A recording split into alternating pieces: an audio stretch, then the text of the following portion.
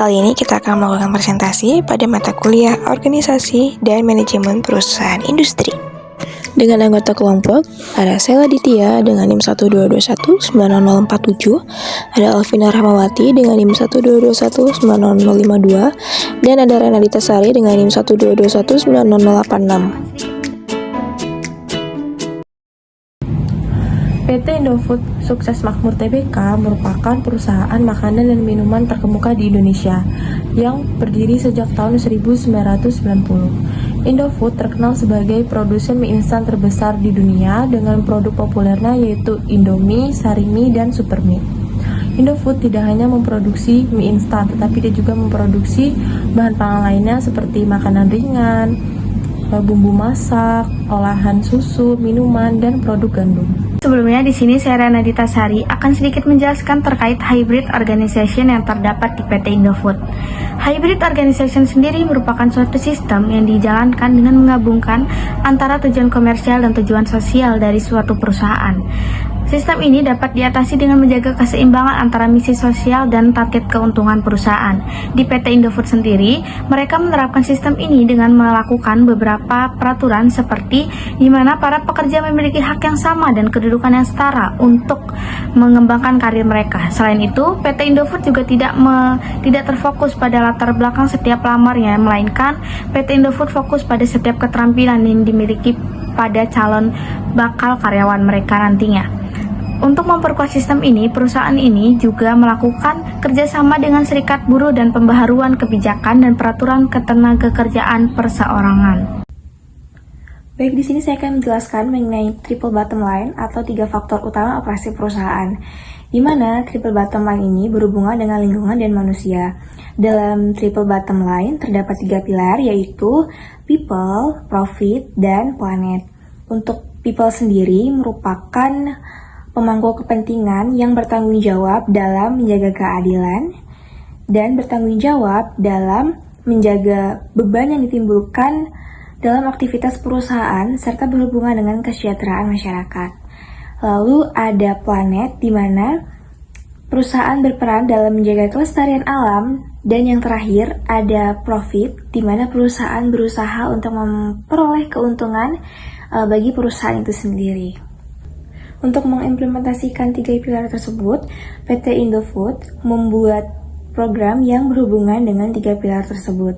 Yang pertama, mengenai pilar people. PT Indofood telah membuat program yang di dalamnya terdapat prinsip pilar people, yaitu program tersebut bernama Tumbuh Bersama Karyawan dan Masyarakat dengan mengembangkan karyawan dan masyarakat.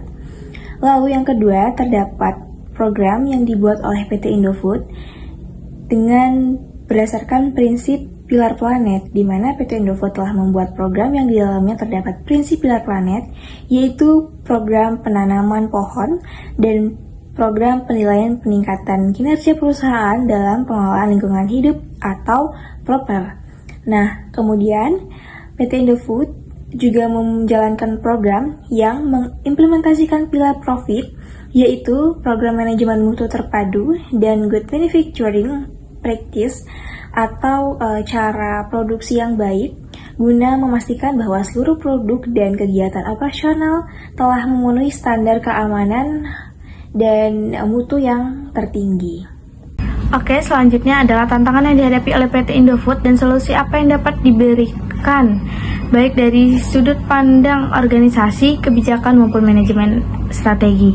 Tantangan yang dihadapi oleh PT Indofood sendiri adalah munculnya kompetitor baru yang menawarkan produk serupa dari merek yang berbeda.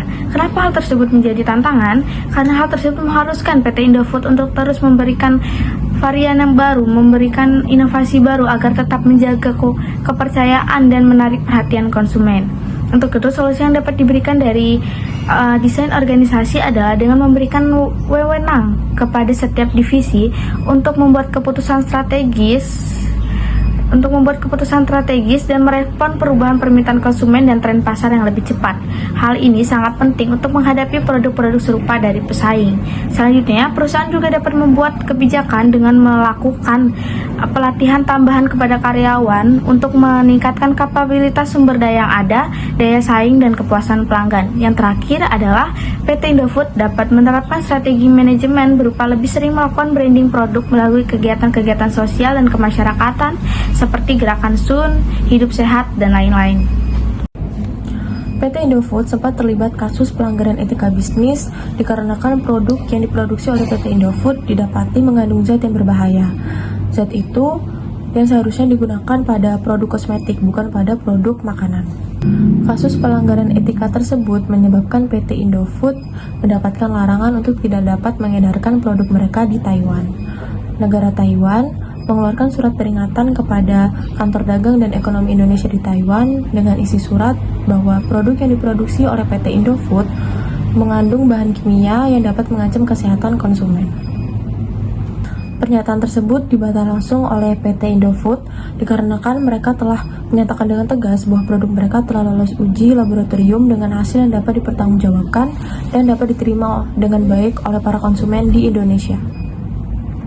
Badan Kesehatan Nasional dan Internasional memiliki standarisasi tersendiri terkait pemilihan bahan baku pada suatu produk. Berdasarkan standarisasi dan tahapan-tahapan yang telah dilakukan, produk yang diproduksi oleh PT Indofood telah lolos uji kelayakan untuk dapat diedarkan dan dikonsumsi oleh para konsumen.